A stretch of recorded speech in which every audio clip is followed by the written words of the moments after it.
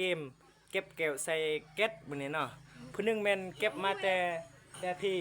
มาเก็บใส่เก็ตแล้วก็ผู้หนึงแม่นเก็บแต่พุ่นมาใส่นี้เนาะกติกาแนวนั้นแหละกติกาแล้วก็จากนั้นเริ่มเนาะพี่หน้าใส่พี่หน้าพุ่นเยี่ยม1 2 3องไม่ได้อง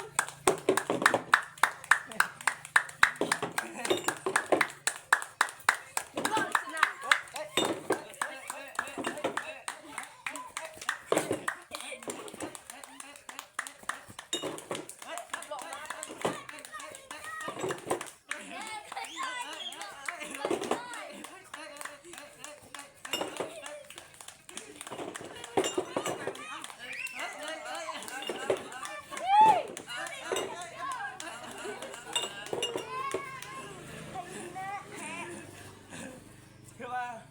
พูด